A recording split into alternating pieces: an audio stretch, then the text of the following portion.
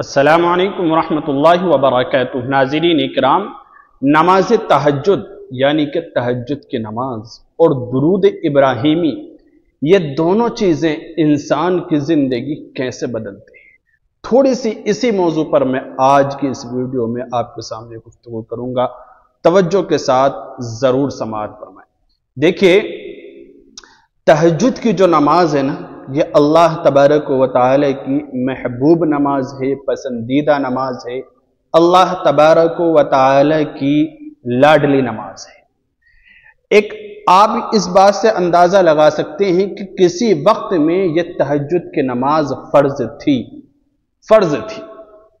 اور پتہ یہ چلتا ہے کہ یہ جو 5 وقت کی نمازیں ہیں نا، فجر، ظہر، عصر، مغرب، عشاء، ان کے بعد میں جتنی بھی نمازیں ہیں نفلی نمازیں، ان تمام میں سب سے افضل نماز، سب سے زیادہ روحانی نماز، سب سے زیادہ انسان کے مقام کو بلند کرنے والی نماز، اللہ تبارک و تعالی کو جلد سے جلد راضی کرنے والی نماز، انسان کے گناہوں کو بہت جلد مٹا دینے والی نماز وہ تہجد کی نماز، تہجد کی نماز۔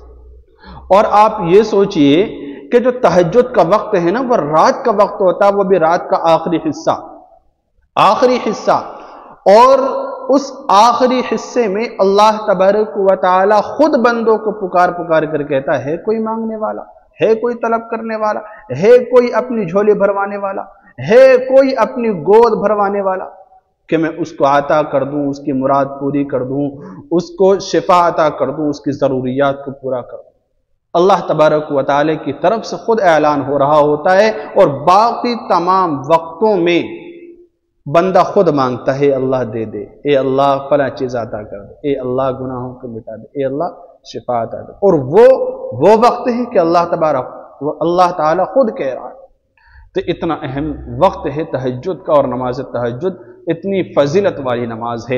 اور درود ابراہیمی، وہ درود شریف جو نماز کے اندر آئی ہے، جو سب سے افضل عبادت ہے، سب سے افضل عبادت مسلمان کے لیے سب سے اہم عبادت نمازوں کا اہتمام ہے۔ نمازوں کا اہتمام انسان کے جسم کی، انسان کی روح کی غذا ہے، اللہ تبارک و تعالی کو راضی کرنے کی بہترین کنجی ہے، اور رسول اللہ صلی اللہ علیہ وسلم کی آنکھوں کی ٹھنڈک ہے۔ یہ دونوں چیزیں انسان کی زندگی کو کیسے نہیں بدلیں گی؟ اور جب انسان تہجد کا اہتمام کر لے، کبھی کبھار اپنی زندگی میں نماز تہجد پڑھنے کے بعد اگر وہ ساتھ ساتھ درود ابراہیمی کا اہتمام کرتا رہے، تو کیا انعام و اکرام ہیں، کیا نعمتیں ہیں، کیا ایسی چیزیں ہیں جو بندے کو ضرور عطا ہوتی ہیں۔ اللہ رب العزت عطا فرماتا ہے۔ تقریباً 7 چیزیں ہیں جو اس ویڈیو کے اندر بتانے جا رہا ہوں، ایک ایک کر کے آپ کی خدمت میں پیش کر رہا ہوں، توجہ کے ساتھ سنیں۔ دیکھیے، پہلی جو چیز ہے نا، جو نماز تہجد کا اہتمام کرتا ہے اور ساتھ ساتھ درود ابراہیمی پڑھتا ہے، چاہے تہجد میں پڑھے یا کسی بھی وقت، دن میں یا رات کے کسی بھی حصے میں درود ابراہیمی پڑھتا رہے، تو سب سے پہلی چیز ایسے بندے کو جو نصیب ہوتی ہے وہ ہے کہ دل کے روحانی سگنلز تیز ہو جاتے ہیں۔ دل کے جو روحانی تعلقات ہوتے ہیں، جو روحانی سگنلز ہوتے ہیں، تو ان کے اندر تیزی پیدا ہو جاتی ہے۔ کہتے ہیں جب کوئی بندہ تہجد میں روتا ہے اور درود ابراہیمی پڑھتا ہے، تو اس کے دل میں ایک خاص روحانی سگنل پیدا ہوتا ہے، اسے اللہ کے اشارے جلد سمجھ آنے لگتے ہیں، اللہ تبارک و تعالی کے اشارے سمجھ آنے لگتے ہیں، کب دعا قبول ہو رہی ہے، کب نہیں ہو رہی، یہ دل خود محسوس کرنے لگتا ہے۔ تو سب سے پہلی چیز یہ ہے۔ اور جو دوسری چیز ہے وہ ہے تقدیر کے راستے نرم ہو جاتے ہیں، تقدیر کے مقدر انسان کا بدل جاتا ہے، نرم ہو جاتے ہیں، آسان ہو جاتے ہیں۔ کہتے ہیں تہجد کے وقت مانگی گئی دعا درود ابراہیمی کے نور میں لپٹ جاتی ہے۔ درود شریف کی قبولیت میں تو کوئی شک ہے ہی نہیں۔ انسان جتنا اخلاص سے پڑھے، جتنا للہیت سے پڑھے، جتنا تواضع سے پڑھے، جتنا اللہ رب العزت کو حاضر ناظر جان کر پڑھے، اللہ تبارک و تعالی اتنی ہی روحانی زندگی بندے کے بنا دیتا ہے اور شرف قبولیت سے نواز دیتا ہے۔ تو درود ابراہیمی کی برکت سے نماز تہجد اور دیگر عبادات بھی اللہ تبارک و تعالی قبول فرما لیتا ہے۔ اسی کو یہ کہہ رہے ہیں کہ جو تہجد کے وقت مانگی گئی دعائیں ہیں وہ درود ابراہیمی کے نور میں لپٹ جاتی ہیں، اور جب وہ دعا عرش تک پہنچتی ہے تو تقدیر کے دروازے بدلنے لگتے ہیں، کیونکہ اللہ تبارک و تعالی ان پر قبولیت کی مہر لگا دیتا ہے۔ ایسا لگتا ہے جیسے بند دروازے خود بخود کھلتے جا رہے ہیں، خود بخود کھلنے لگے۔ تو یہ دوسرا انعام ہے۔ اور جو تیسرا انعام ہے وہ ہے دل کے اندر غیبی طاقت اطمینان آ جاتی ہے۔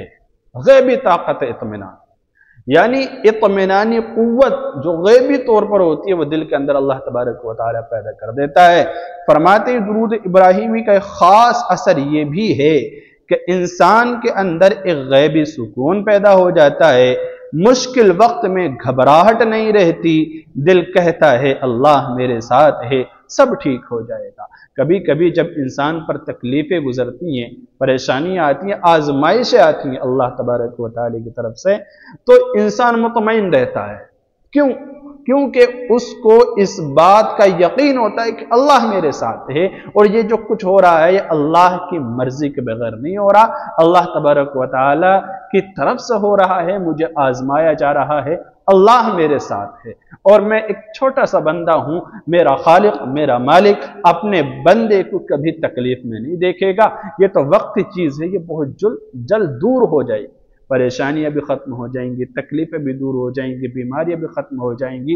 اور اگر اللہ تبارک و تعالی نے اسی حال میں مجھے رکھا، اس کا مطلب یہ ہے کہ میں ہمت نہیں ہاروں گا، اللہ تبارک و تعالی مجھے اسی حال میں دیکھنا چاہتا ہے، میری یہی عادت اللہ تعالیٰ کو پسند آ رہی ہے، کیونکہ مومن کے دعا کبھی رد نہیں ہوتی۔ اللہ تبارک و تعالی تو ایک ماں سے 70 گنا 100 گنا زیادہ محبت فرماتا ہے اپنے بندے سے، سمجھ رہے ہیں؟ تو اللہ تبارک و تعالی کے فیصلے پر راضی ہو جانا اور یہ غیبی طاقت اطمینان کا آ جانا یہ نصیب ہوتا ہے تہجد اور اسی طرح درود ابراہیمی کے ذریعے سے۔ اسی طرح جو آگے جو چوتھا انعام ہے وہ ہے جسمانی توانائی روحانی بن جاتی ہے۔ کہتے ہیں جو شخص رات کے وقت جاگ کر نماز تہجد پڑھتا ہے، اللہ اس کے جسم کی تھکن کو عبادت میں بدل دیتا ہے، اس کے جسم کی تھکن کو عبادت میں بدل دیتا ہے، پھر وہ دن میں بھی تھکا نہیں رہتا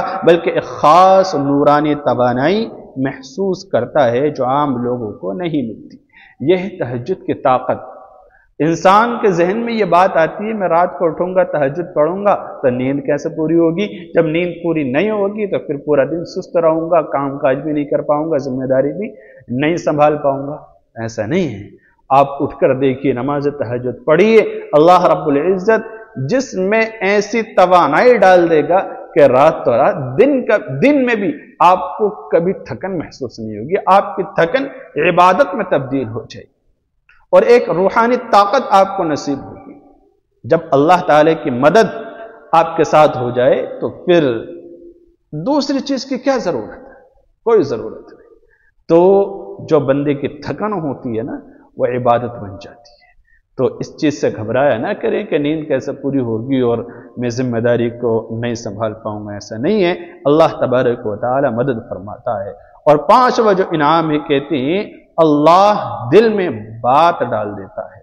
مطلب یہ سب سے عجیب و حسین حقیقت ہے کہ تہجد پڑھنے والا اور درود ابراہیمی کا عامل جب کسی معاملے میں الجھتا ہے نا تو اللہ خود اس کے دل میں صحیح فیصلہ ڈال دیتا ہے، اللہ تعالی رہنمائی فرماتا ہے، کیونکہ جب بندے کا تعلق اپنے خالق سے مضبوط ہو جائے گا، اپنے بڑے سے مضبوط ہو جائے گا، تو پھر اس کے نیچے جو بھی چیزیں ہیں نا، چاہے وہ کتنی بھی چیزیں ہیں، اس کے ماتحت اس کی ذمہ داریوں میں آنے والی چیزیں، وہ ساری کی ساری اس کا خیال رکھنے والی اور اسی طرح سے اس کی رعایت کرنے والی اور اپنے مالک کی فرما بردار بن جاتی۔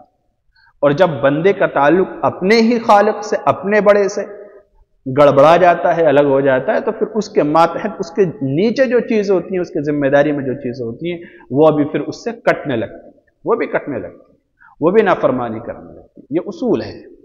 اسی طرح سے جو اگلا انعام ہے نا छठा, वो कहते हैं कि दुश्मन खुद बखुद कमजोर पड़ जाते हैं, उनकी कमर को तोड़ देती है, उनके गुरूर को मिटा देती है। ये ऐसा रूहानी हिसार बना देता है कि जादू, नजर बद या हसद खुद ब खुद मिटने लगते हैं, खुद ब खुद खत्म होने लगते हैं।